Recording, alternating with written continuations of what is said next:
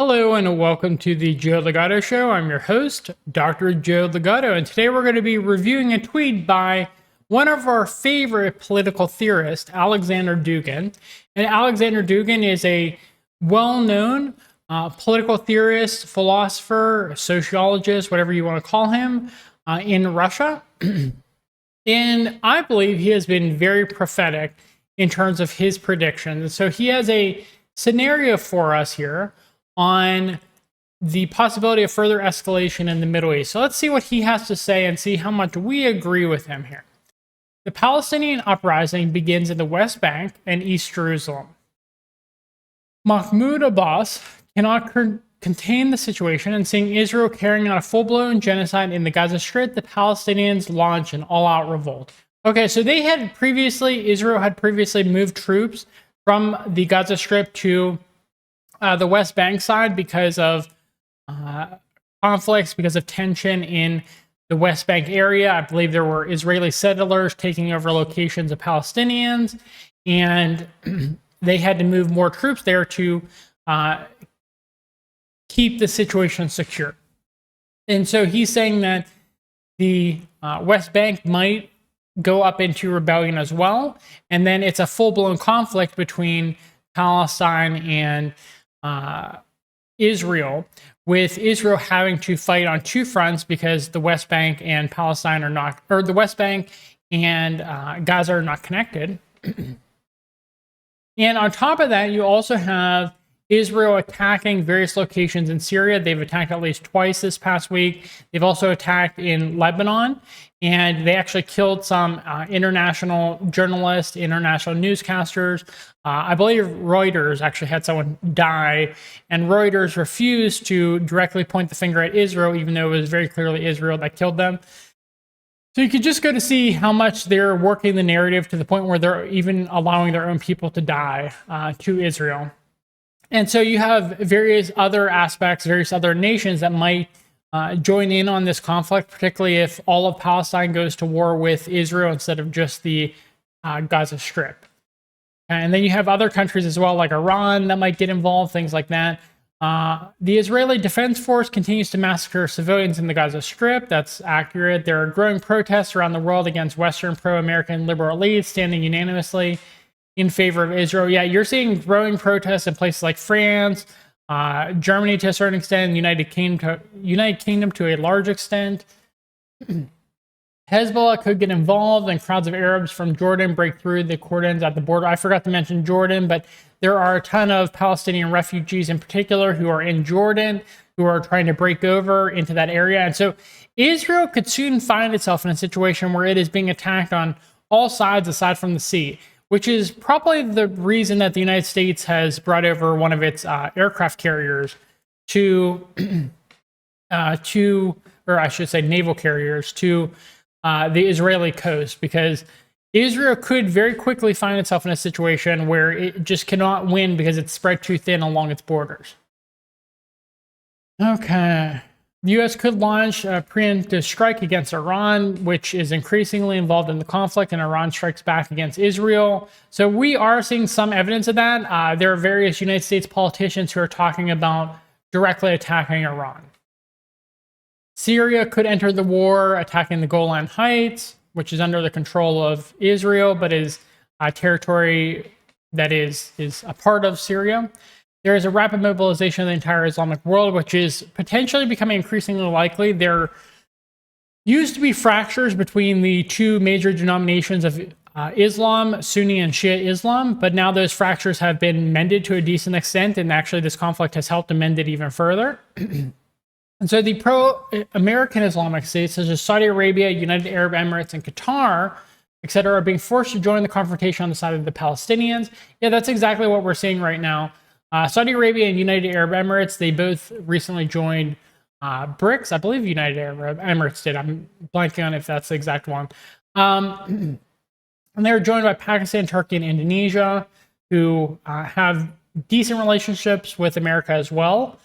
And so these various Islamic states are now galvanized, now pivoting towards the multipolar faction. And the Taliban is interested in sending the story of the Taliban sending troops to the Middle East from fake news becomes reality. Yeah, I've been hearing more about that, where the Taliban does want to send troops to Palestine to fight. The black banners of Khorasan are hoisted over the world. Conflicts between Salafists and traditionalists, including Shiites, fade into the background. The great jihad of the Islamic world against the West and Israel is beginning. Yeah, they've been more unified than they've been in at least decades.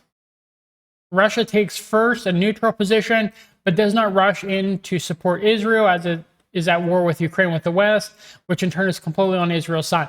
Okay, so here's where I disagree with this potential scenario of Alexander Dugin's, is that Russia does not seem to be taking that neutral of a stance. I mean, sure, they do want to be a mediator, but they've come out pretty strongly in Palestine's favor, talking about wanting Palestine to be a part of a two-state solution. They've talked about how the siege of the Gaza Strip is very similar to the siege of Leningrad during World War II.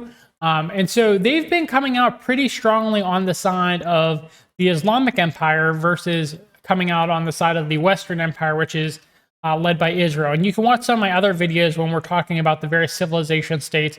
And Israel is very clearly on the side of the Western Empire, the Western civilization state at this point. At some point in the uprising in East Jerusalem, Palestinians proclaimed the need to cordon off the Al-Aqsa mosque for protection from the Israeli Defense Force. And again, considering the Israelis pushing for Al-Aqsa mosque in order to destroy Al-Aqsa mosque in order to build the third temple on that land, that could easily be happening. So this scenario seems pretty realistic so far. Al-Aqsa mosque was mentioned in the beginning of the uprising in Gaza Strip. It was called the Al-Aqsa flood. Israel, in the course of fighting armed Palestinian militias and in self-defense, launches a rocket attack on the mosque. It collapses. The path to building the third temple is cleared. But 1 billion Muslims, of whom 50 million officially are in Europe, start an uprising now in the West itself. Civil war erupts in Europe. Some Europeans are on the side of the LGBT, Soros, and Atlanticist elites. And some make an alliance with Muslims on the model of Alain Soral and join the anti-liberal revolution. Okay, so these really do seem to be the two sides right now. You have LGBT, you have George Soros, you have the Atlanticist elite, you have the World Economic Forum, you have the Israeli elite, you have the neoliberals, you have the neocons. And then the anti-liberal revolution are places like China, Russia. Now you're seeing the entire Islamic world get on that side. You're seeing various African nations coup Western colonial governments. You're seeing Latin America get on the side of the anti-liberal revolution. The multipolar world, I think better term for that is multipolar world instead of the anti-liberal revolution. But those are the two sides right now. And I know for some people, those might not be the ideal sides, but those are the realistic sides that we're working with right now in this particular conflict for what is looking to shape up to be World War III. And so, just look at these two sides and try to figure out which side do you more align with and why is that the case? Because those are the sides for this conflict. The United States uses, okay, so back to the scenario. The United States uses tactical nuclear weapons against Iran, which again is extremely likely. They've already assassinated Iranian officials in third countries, such as Soleimani. I think that's what his name was. I keep forgetting the Iranian general's name. I've talked about him in a number of videos, but I'm blanking on it. Russia launches a tactical nuclear strike against Ukraine, which seeks to cling to the West at any cost and provoke Moscow in every possible way. I don't believe that's particularly likely. World War III erupts with the use of tactical nuclear weapons. Russia finally makes up its mind and sides with the Muslims. I think they've already done that to a large extent. American dispensationalists realize that the hour has come. Russia is attacking, albeit indirectly, Israel. So American dispensationalists, what they're talking about here is those are people who believe the end times are coming and that Israel needs to take over and Israel needs to exist. They need to create their third temple because, as I understand it, there's going to be a fake prophet, which is who Judaism believes is the real prophet, and then the Christians believe is going to be the Antichrist, and then the actual Jesus Christ is going to be coming after the Antichrist, the fake Messiah, comes beforehand.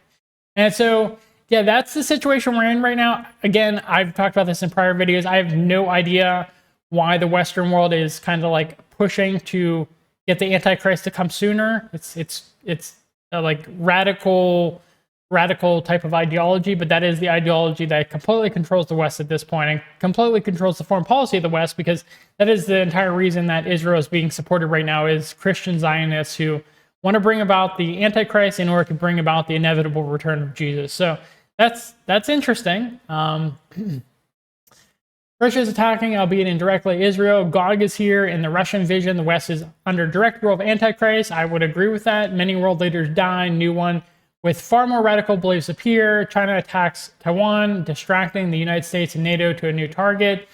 So, I mean, China obviously wants to peacefully acquire Taiwan, but if the United States is spread too thin, it might be necessary for China to get Taiwan by force, just because of the fact that the United States will not allow them to have it in the future, even if Taiwan wanted to peacefully integrate into China.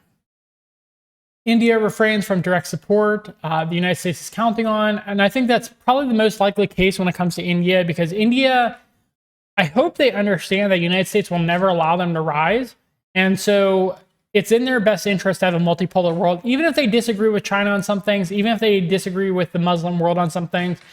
Working with the United States is not to their benefit. So India just sitting out of this situation, kind of similar to how Spain sat out of World War II, makes a whole lot of sense.